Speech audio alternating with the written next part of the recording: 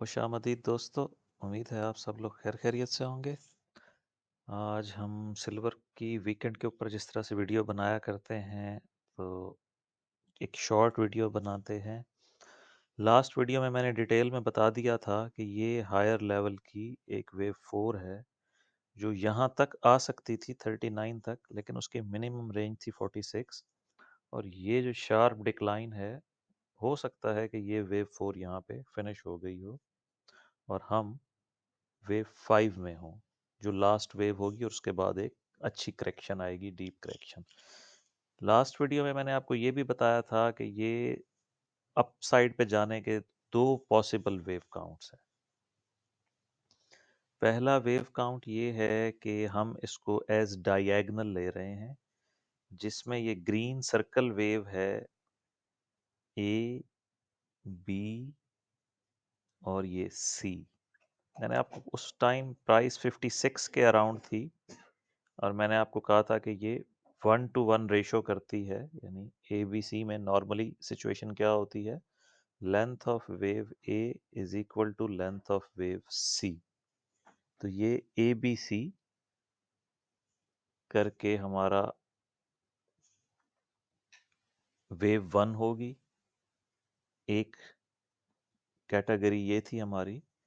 दूसरी ये थी कि वाइट स्नैरियो जो है, ये तो ग्रीन वाला है, दूसरा स्नैरियो ये है कि A B C wave 1 complete है, उसके बाद वेव 2 कंप्लीट है, वाइट वाली।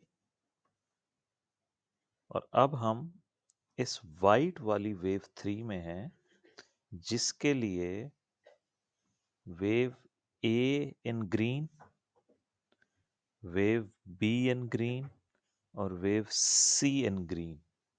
ठीक है जी, ये हमारा दूसरा सिनेरियो है। अब देखते हैं इसमें से क्या प्ले आउट होता है। फिलहाल चूंकि ये सारा का सारा सेटअप 3 वेव्स चल रहा है और प्राइस हायर हाइज बना रही है, तो ज़्यादा चांस इस बात के हैं। ओह, इंटरनेट फिर आउट हो गया हमारा। ज़्यादा चांस इस बात के हैं कि ये पुल बैक आए। हम इस एरिया को ये देखें, ये लास्ट टाइम उस वक्त तक का हाई था 56.5। अब हमारे पास जो लेटेस्ट हाई है वो है 59.3। तो हम वेव बी को वहाँ एडजस्ट कर लेते हैं और वेव ए को यहाँ ले जाते हैं। हो सकता है पॉसिबिलिटी में ये भी आप बात नोट कर लें, अगर ये वाइट स्नैरियो है तो इसको वेव बी और वेव सी देनी चाहिए। इसको आगे ही ले जाते हैं, तो ये यहाँ पर वेव सी आएगी। और अगर ये ग्रीन स्नैरियो है तो फिर ये जस्ट वेव 1 है। अल्टीमेटली करेक्शन आनी चाहिए, like A B C as wave 1। Level to watch जो है इस वक्त हमारे पास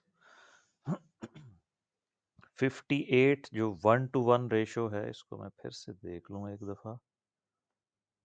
लेंथ ऑफ वेव ए और लेंथ ऑफ वेव बी को देखें, 1:1 रेशो कंप्लीट हो चुकी है।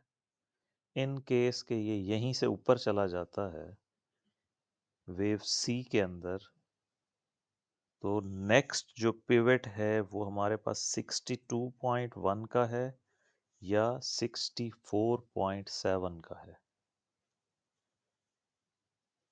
ये अपने पास चार्ट पे मार्क कर लें। वैसे अगर इस एरिया में डिप आ जाए, जो हमारा सपोर्ट जोन है वेव बी के लिए, यहाँ पर डिप आ जाए और उसके बाद वेव सी आए, एक 5 वेव,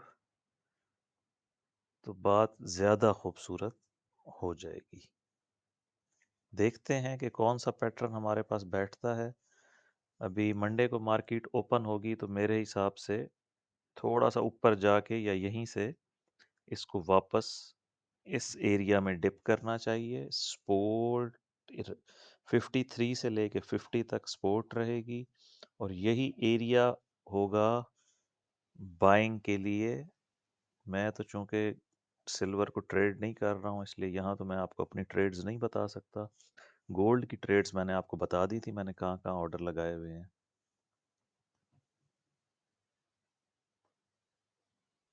तो देखते हैं कि इनमें से कौन सा सिनेरियो फिट बैठता है। फिलहाल तक चूंकि ये थ्री वेव स्ट्रक्चर है सारा, मैं इसको एज एंडिंग डायगोनल ले रहा हूँ क्योंकि हमारे पास 3 और 4 कंप्लीट हो चुकी हैं। हम लास्ट वेव 5 में हैं।